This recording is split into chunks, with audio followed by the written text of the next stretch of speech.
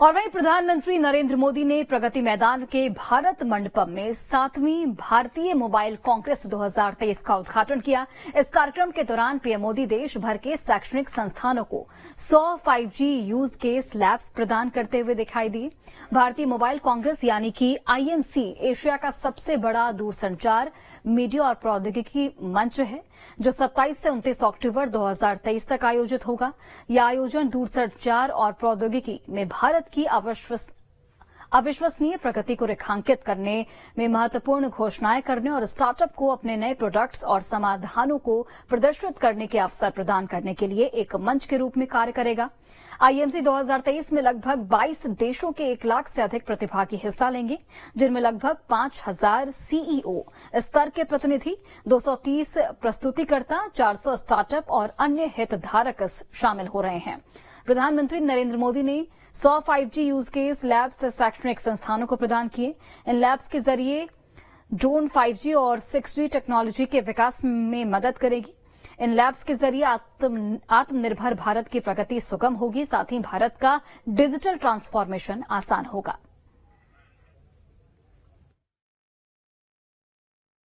Technology में तेजी से होते परिवर्तन के कारण हम कहते हैं the future is here and now. आने वाला समय बिल्कुल ही अलग होने जा रहा है और ये हम सभी के लिए खुशी की बात है कि हमारी युवा पीढ़ी देश के भविष्य का नेतृत्व कर रही है। मोबाइल ब्रॉडबैंड स्पीड के मामले में भारत एक समय था 118 से हम वहां पर अटके पड़े थे, आज 43rd पोजीशन पर पहुंच गए हैं। 6G के क्षेत्र में भी लीडर बनने की दिशा में बढ़ रहे हैं। और वहीं उत्तर प्रदेश के सहारनपुर में RSS प्रमुख मोहन भागवत ने सरसावा में श्री कृष्ण ज्ञान मंदिर का भूमि पूजन किया। इस दौरान मोहन भागवत ने कहा कि जिस दिन सनातन का अंत हो जाएगा, उस दिन सृष्टि समाप्त हो जाएगी। मोहन भागवत ने कहा कि सारी दुनिया का धर्म एक है, जबकि पंथ और संप्रदाय अलग हो सकते हैं। धर्म सभी को जोड़कर रखता है। धर्म शाश्वत है, इसका अंत होगा तो सृष्टि समाप्त हो जाएगी। संत भी अलग अलग संप्रदाय के होते हैं, लेकिन अंदर से सब एक हैं। RSS प्रमुख ने कहा कि सनातन धर्म पहले से है, किसी ने उत्पन्न नहीं किया और वह हमेशा रहेगा।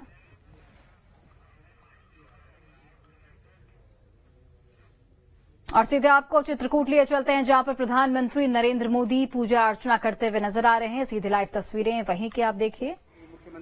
प्रधानमंत्री नरेंद्र मोदी यहां सदगुरु आश्रम में किस तरीके से संबोधन करते हुए भी नजर आए थे। अब यहां पर जो कार्यक्रम आयोजित किया गया है, उस दौरान पीएम मोदी संतों के बीच में मौजूद और इस दौरान मुख्यमंत्री शिवराज सिंह चौहान की भी मौजूदगी है। अभिनंदन पत्र और स्मृति चिन्ह के रूप में गदा अर्पित करके माननीय प्रधानमंत्री जी का आत्मीय स्वागत करने। तो आप देखिए, प्रधानमंत्री नरेंद्र मोदी यहां पर उनका स्वागत किया जा रहा है, आभार जताया जा रहा है और किस तरीके से यहां पर पीएम मोदी को आशीर्वाद देते हुए भी संत नजर आ रहे हैं।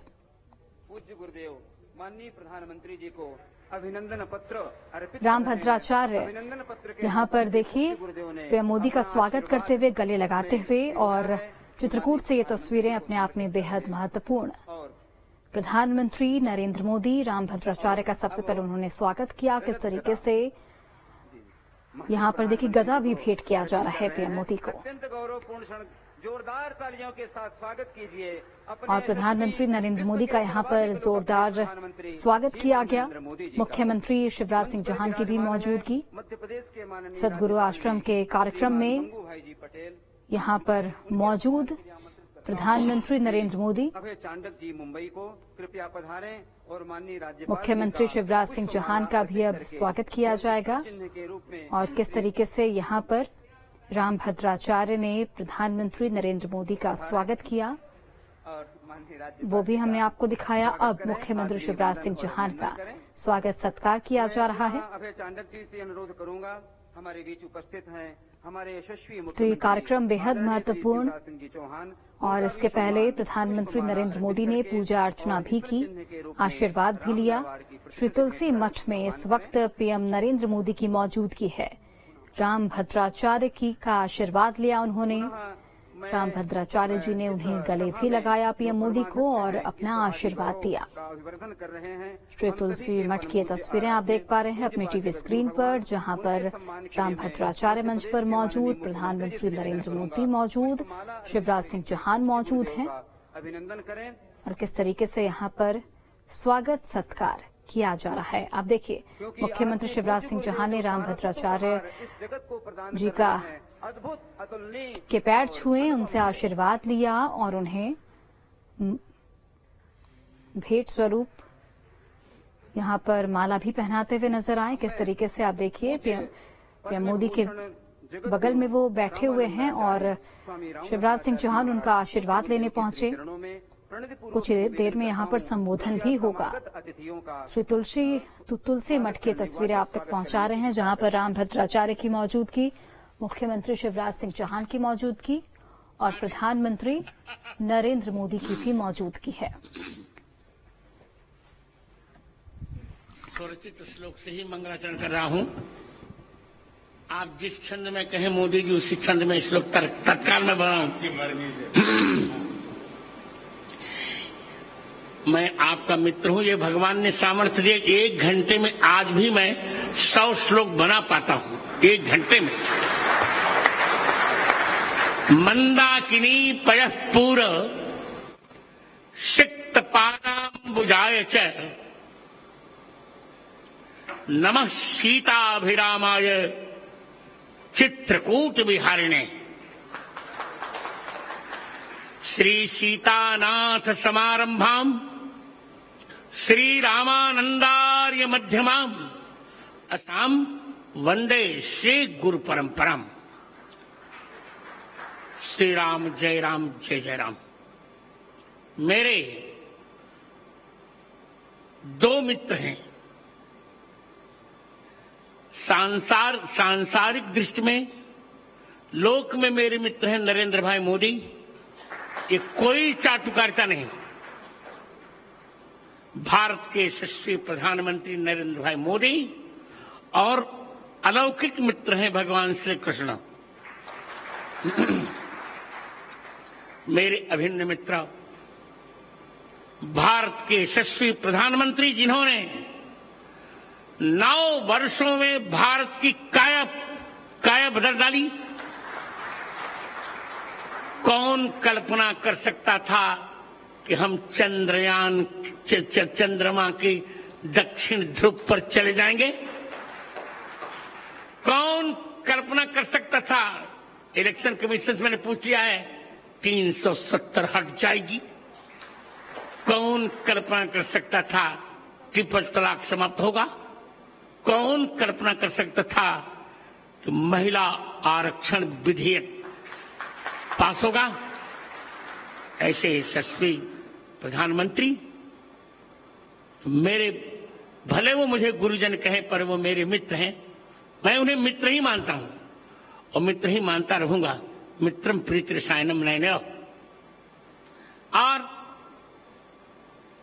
मेरे स्नेह भाजन मध्य प्रदेश के राज्यपाल मंगू सिंह भाई पटेल और मध्य प्रदेश के यशस्वी मुख्यमंत्री शिवराज सिंह, समागत सभी माताओं, बहनों, मित्रों, बालकों और बालिकाओं और बालकों, आज श्री तुलसी चित्रकूट में मैं सभी का स्वागत क्या करूं, मैं सभी का मंगला शासन करता हूं। आचार्य स्वागत नहीं करता हूं, मंगला शासन करता है। मैं सबका मंगला शासन कर रहा हूं। आज मेरे हर्ष की सीमा इसलिए नहीं है कि बंद नेत्रों से जीवन के 2 महीने बाद ही नेत्रों को खोकर मैंने अपनी यात्रा प्रारंभ की एक संस्मरण छोटा सा सुनाकर मोदी जी, 4 साल का मैं था तब जब मेरी चिकित्सा मुंबई में चल रही थी, तो डॉक्टरों ने कहा नेत्र अब नहीं ठीक हो सकेंगे। उसी समय मुरारजी देसाई के भतीजे थे अमोल जी देसाई, बहुत अच्छे डॉक्टर थे, गुजराती जानते थे। उन्होंने कहा मुझसे मेरा पहला नाम लेकर, गिरिधर उदास मत हो, तुमको 2 नेत्र मिल जाएंगे। कौन से? तो उन्होंने गुजराती का एक गीत पढ़ा, गीता रामायण मारी अंतरनी आंखो, प्रभु ये दीधी छे मैंने उड़वानी पांखो। मैंने यही मूल मंत्र जीवन में उतारा और जीवन के 5वें वर्ष में पूरी गीता कंठस्थ कर ली 15 दिन में, और जीवन के 7वें वर्ष में मैंने संपूर्ण रामचरितमानस कंठस्थ कर लिया। 2 आंखें मुझे मिल गई मित्र। कभी भी मैंने ब्लाइंड कंसेशन नहीं लिया, कभी भी मैंने ब्लाइंड छात्रवृत्ति भी नहीं ली, क्योंकि मैं अपने को दृष्टि बाधित मानता ही नहीं। संतत्व की जहां तक परिभाषा है, आपको जानकर अच्छा लगेगा। संत वो जगत गुरु वो होता है तो तीनों ग्रंथों पर भाष्य लिखता है, गीता जी, ब्रह्मसूत्र और उपनिषद। आपके स्नेह से मित्र, मैंने 1998 में ही तीनों पर भाष्य लिख लिया था, और तत्कालीन प्रधानमंत्री मेरे बड़े अच्छे मित्र यशस्वी अटल बिहारी वाजपेयी ने उसका लोकार्पण किया था। मैं जगत गुरुत्व की पूर्ण योग्यता मैंने प्राप्त की, और आज की तारीख में मेरे अतिरिक्त भारत में कोई भी ऐसा जगत गुरु नहीं है जिसने तीनों पर भाष्य लिखा हो। ये आपको बताकर मुझे अच्छा लगेगा कि मैं अपनी बिरुदावली नहीं कर रहा हूं, पर आपको लगना चाहिए कि बंद आंखों से भी कितना काम किया जा सकता है। मित्र, मैंने अब तक 230 पुस्तकें लिखी। जिन 3 पुस्तकों का आप लोकार्पण करने जा रहे हैं, यद्यपि एक पुस्तक और थी पर मैंने पीएमओ को सूचित नहीं किया था, उसका नहीं। जिन 3 पुस्तकों का आप लोकार्पण करने जा रहे हैं मित्राज, उनमें से प्रथम पुस्तक है पाणिनि अष्टाध्यायी पर वृत्तित्रयी।